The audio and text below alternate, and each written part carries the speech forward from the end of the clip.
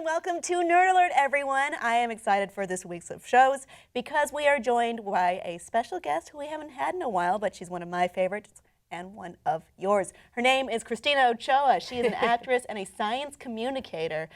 You may see her in her many projects all over the web and beyond. Please look for her, but especially on this show this week. Yes, I'm so excited to be back on your new stage. Yeah, you were. How the last cool time was you were here. It was desks. The background was just lights. We were wearing pajama pants and Uggs underneath the desk. Not acceptable anymore. Not anymore. Sorry. Pants all around. Except me. So what we're going to talk about now is pretty timely, and it's Valentine's Day. So Netflix released some infographics talking about how your watching habits may affect your love life. Let's take a look. So all of this comes from Netflix themselves, and they suggest different kinds of habits may affect your love life or lack thereof. And this is the Search for Love, Courting, and Beyond.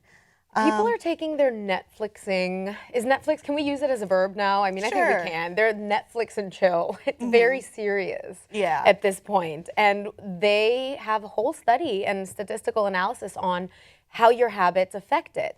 There are 58% of people, I was just looking at, that put items on their queue to potentially impress their partners. I feel like I put things in my queue to impress other people who might be looking, not necessarily a partner, but like, hey, I like this cool show from the 80s. I only watch TED Talks. That's it. That's all I see. That's all on my queue. Yeah. Right. And then 27% of people insist that show compatibility is important, which a lot of this seems silly to me, but then when you think about it a little bit deeper, maybe it is more important. I mean, you're going to want someone who has the same kind of outlook on things as you do, and maybe similar tastes, not necessarily the same per se.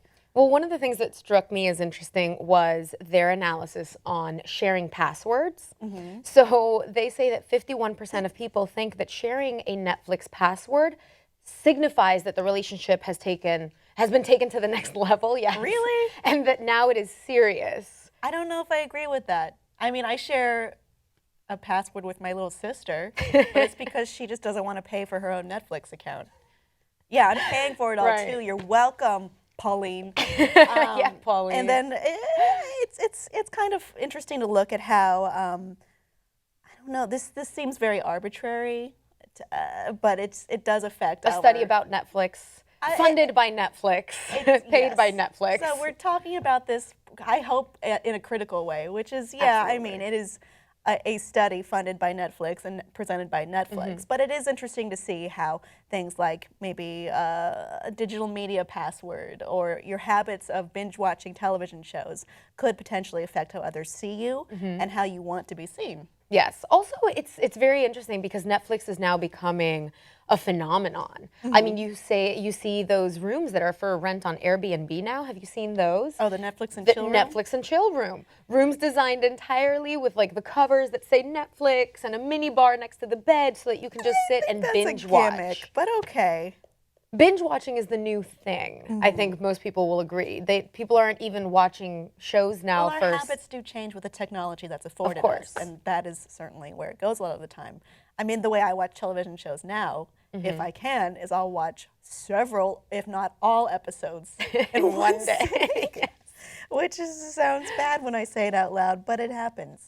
Do you forego watching shows on TV and wait for them to come the whole season to come out? Sometimes. I mean, not necessarily on Netflix, but maybe other channels have like their own proprietary app or launchable like streaming. HBO Go. Yes, I'll do that with HBO. I'll do that with FX. Like I watched 5 episodes of It's Always Sunny in Philadelphia at once instead of waiting for them in half-hour or 22-minute increments because I don't like that. I want it all. So don't we all want it all? I'll just save it. There you go. I mean, it's an interesting little gimmicky, article, and we use the word study very loosely on this because, again, I think half of these are arbitrary numbers, and it talks about preferred genres by potential partners. So if your queue has a lot of romantic comedies, supposedly you become more appealing to the opposite sex. Well, according to them, comedies like The Office and Unbreakable Kimmy Schmidt, for example, are a quick way to make your profile pop to another, I don't know, someone who likes those shows? Because I think you should find someone who is compatible with you. Let's say you do only want to watch TED Talks, or you do only want to watch British comedies or whatever. It might be fun to share those interests with someone, like you or like-minded. Well, Valentine's Day is coming up, so maybe this is the time for people to update their cues with a higher compatibility profile.